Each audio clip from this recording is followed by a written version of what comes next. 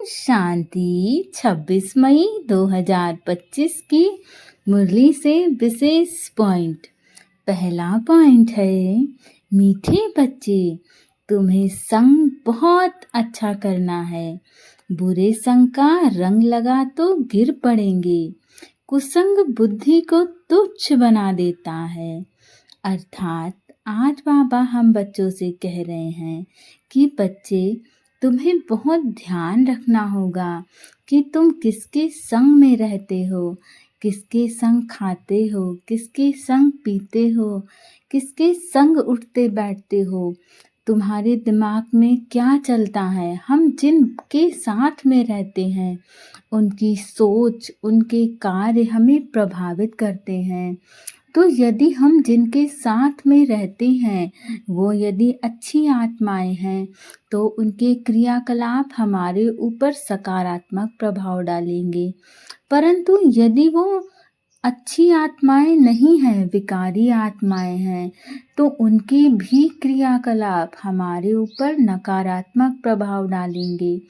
हम तो प्रतिदिन बाबा को याद करके अपना पुरुषार्थ तीव्र करते हैं, परंतु यदि हम विकारी आत्मा के संग रहते हैं तो वो जो भी कार्य करती है वो कार्य करने का हमारा भी मन करेगा।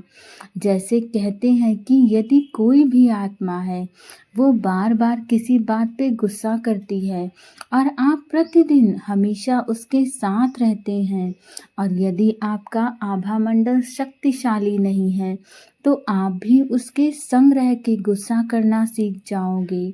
यदि कोई आत्मा बार बार झूठ बोलती है तो आप उसके साथ रह रहे हो तो आपको झूठ बोलना भी साधारण सी बात लगने लगेगी। इसीलिए बहुत आपको ध्यान देना है कि आपका संग बहुत अच्छा होना चाहिए। इसी प्रकार यदि आप किसी अच्छी आत्मा के संग रहते हो, वो बार बार आपसे कहती है कि आपको अच्छे कर्म करने चाहिए, तो आपका मन अपने आप करेगा अच्छे कर्म करने का, आप स्वतः अच्छे कर्म करने लगोगे। यदि कोई बीके आत्मा है, यदि आप उसके साथ रहते हो तो वो हर क्षण आपसे बाबा के बारे में बात करेगी, आपको प्रति क्षण बाबा की याद दिलाती रहेगी। तो आपकी भी आदत बन जाएगी बार बार बाबा को याद करने की।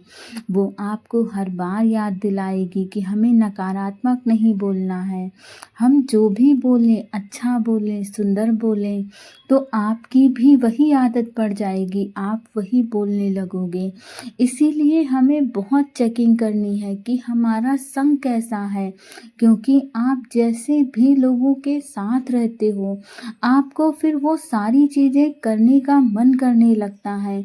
यदि कोई चोर भी है और वो आपके साथ रह रहा है तो कुछ समय में आपको भी चोरी करना सामान्य सी बात लगने लगेगी। इसीलिए ध्यान रखना है कि हम किसके साथ रहते हैं, और यदि हमारी संगत गलत है तो हमें अपनी संगत को सुधारना होगा। हमें अच्छी आत्माओं का संग करना होगा ताकि उनको देख करके भी हम भी अच्छे कर्म करना सीख जाएं। और यदि वो अच्छी आत्माएं हैं तो हमारा पुण्य का खाता स्वतः बढ़ेगा, हम अपने आप को विकर्म करने से रोक पाएंगे। हर पल हम अटेंशन रखेंगे कि हम जो कर रहे हैं क्या ये सही है, क्या ये श्रीमत के अनुरूप है। इसीलिए बाबा कहते हैं कि कुसंग बुद्धि जो है वो तुक्ष बना देती है हमें, और जो अच्छे कर्म करने वाले लोग हैं उनका संग हमें महान बना देता है। अगला पॉइंट है, त्रिकालदर्शी स्टेज द्वारा व्यर्थ का खाता समाप्त करने वाले सदा सफलता मूर्त भव। अर्थात त्रिकालदर्शी स्टेज पर स्थित होना, अर्थात हर संकल्प, बोल व कर्म करने के पहले चेक करना कि यह व्यर्थ है या समर्थ है। जो भी त्रिकालदर्शी आत्मा होती है वो अपने हर कर्म पर बहुत बारीकी से चेकिंग करती है कि क्या जो मैंने किया वो सही है या फिर गलत है।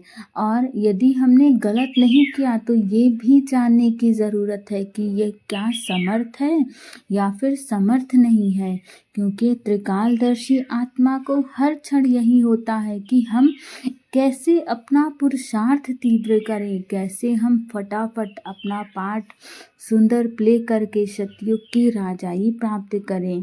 इसीलिए ये आत्माएं हर क्षण अपने संकल्प को चेक करती हैं, क्योंकि हम जैसे संकल्प करते हैं वैसे ही हम बोलते हैं, और जैसे बोलते हैं वैसे ही हमारा कर्म होता है। इसीलिए बहुत ज़्यादा हमें अपने संकल्पों को ही देखना होगा, क्योंकि जो भी व्यर्थ या समर्थ कार्य होते हैं वो पहले हमारे संकल्पों में एक बार होते हैं, फिर वास्तविकता में होते हैं। इसीलिए जो त्रिकालदर्शी आत्मा होती है वो इन सभी चीज़ों को देखती है कि क्या मेरे संकल्प समर्थ हैं या फिर असमर्थ हैं। व्यर्थ 1 सेकंड में पद्मों का नुकसान करता है, इसीलिए ध्यान देना होगा कि हम क्या बार बार व्यर्थ सोचते हैं, समर्थ सोचते हैं कि नहीं सोचते हैं।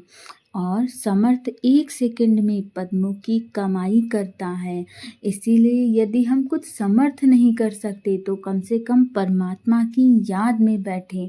आप हो सकता है अच्छे संकल्प नहीं कर पा रहे हो उस क्षण, परंतु यदि उसी क्षण आप बाबा को याद करते हो तो आपका वो क्षण भी समर्थ बन जाता है। सेकंड का व्यर्थ भी कमाई में बहुत घाटा डाल देता है। इसीलिए हम अपना 1 सेकंड भी व्यर्थ में ना गंवाएं, क्योंकि हमें फटाफट अपने पुण्य का खाता जमा करना है, जिससे कि की हुई कमाई भी छिप जाती है।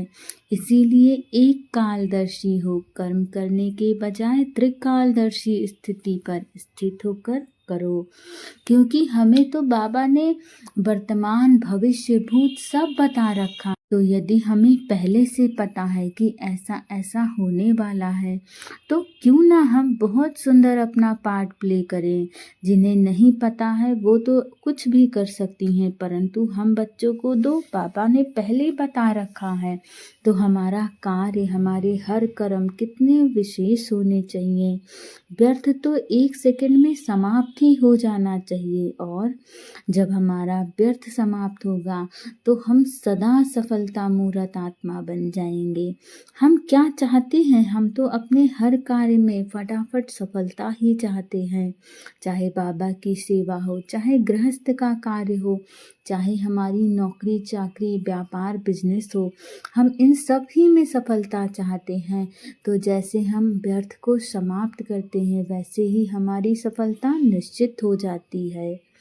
अगला पॉइंट है, मान शान और साधनों का त्याग ही महान त्याग है। अर्थात हम जिस भी स्थिति पर हैं, जिस भी ओहदे में हैं, हमें उसका बहुत मान शान होता है, हमें अपने रुतबे का बहुत मान होता है। तो हमें इनको त्याग देना होगा। हमारे अंदर बहुत शान होती है कि मैं बहुत पैसे वाला हूँ, मैं तो इस नौकरी को करता हूँ, मैं इतना सुंदर हूँ, मेरे पास इतना ज़्यादा धन है। इन सब का हमारे अंदर शान होता है। साधनों का हमारे अंदर शान होता है कि मेरे पास तो ये गाड़ी है, मेरे पास तो ये वाला फ़ोन है, मेरे पास तो ये बाइक है। हमें इन सभी साधनों का बहुत अभिमान होता है, परंतु बाबा हमसे यही तो कह रहे हैं कि हमें इन सब को त्यागना होगा, और जब हम इन सब को त्याग देंगे तभी वो महान त्याग होगा। क्योंकि हम जितना जल्दी इन सभी चीज़ों को त्यागने की आदत डाल लेंगे उतना जल्दी हमें इस संसार को छोड़ने में सरलता मिलेगी, हमें सफलता हासिल हो जाएगी।